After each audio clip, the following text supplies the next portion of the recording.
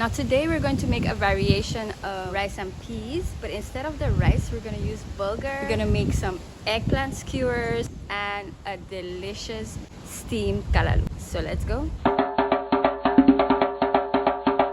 These are the ingredients we'll be using today. My bulgur is already washed. My coconut milk is ready. We have the cooked brown beans, some onions, garlic, pimento seeds, bay leaves, scallion, parsley, hot peppers, and our eggplant. I have my kalalu sitting in salt water to release any dirt and potential worms. We are back in the kitchen, my backyard, for some amazing Caribbean plant-based food. First, I'm going to start with preparing the ingredients we need for the bulgur.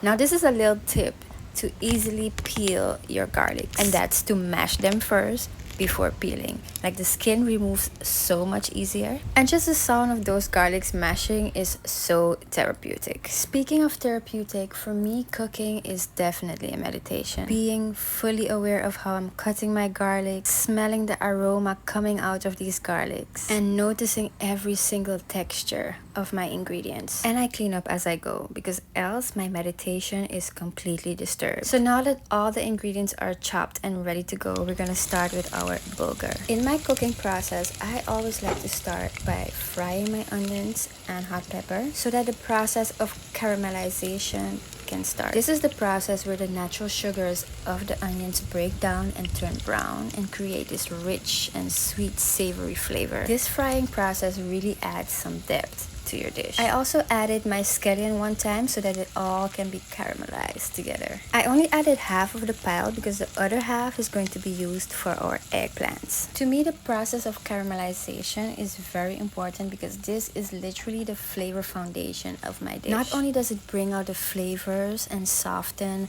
the texture of the onions, but it also gives your dish a rich and beautiful color. Now, as you can see your ingredients turning slightly brown, we are going to add our sweet marinated soy sauce to the mix. There's a reason why I add my soy sauce in this stage of the cooking and not later, because adding it now allows the soy sauce to enhance all the flavors of the onions, the scallion, and the hot pepper.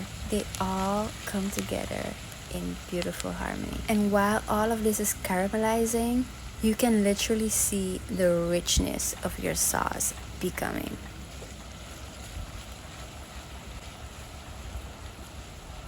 Now, as your sauce is nice and thick, you're gonna add your cooked beans to that mix and allow it to continue cooking. And as you can see, I am constantly mixing in my pot because I do not want the bottom to burn. Now, the next thing I added is my pink Himalayan salt before I added my coconut milk. Now, hold up one second, because apparently I did not press play when I added my coconut milk and my bulgur. So here it is, all in the pot already. I'm sorry. But after adding everything together, the next thing I did is took a piece of cloth, wrap it around my cover, and then place it on my pot. This will allow the bulgur to steam perfectly. Now, at this point, my fire is on high heat so the cooking process can really begin. Now that the bulgur is doing its thing, we're gonna move on to our kalalu. So while my pot is preheating, I'm going to start cutting up my kalalu. And once my pot is hot, I'm going to fry my onions along with the rest of the hot pepper.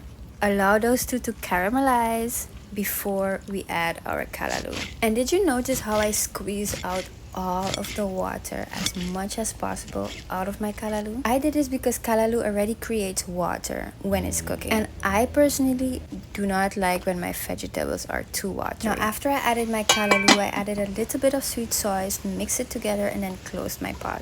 Closing your pot will give the kalalu the opportunity to steam. Now you can add a little bit more water to enhance the steaming process. Now we're gonna check up on our bulgur. You can see that the coconut milk has evaporated. So now we're gonna turn the heat to the lowest and allow it to slowly cook. Next, the eggplant skewers. Add your garlics and the other half of the pile of scallion. Also add your sweet soy sauce and let everything caramelize. Oh, look at that. And the cooking process is pretty much the same for these. Keep on stirring so that the bottom of the pot does not burn. I then added some chopped hot peppers and a little bit of water, and watch how the sauce is becoming. I then added my pimento seeds and bay leaves and allowed the caramelization to continue. And I tell you, the aroma that came out of this pot, amazing. I then sliced my eggplants in half, and then those halves I sliced in half again and made big dices to create my eggplant skewers.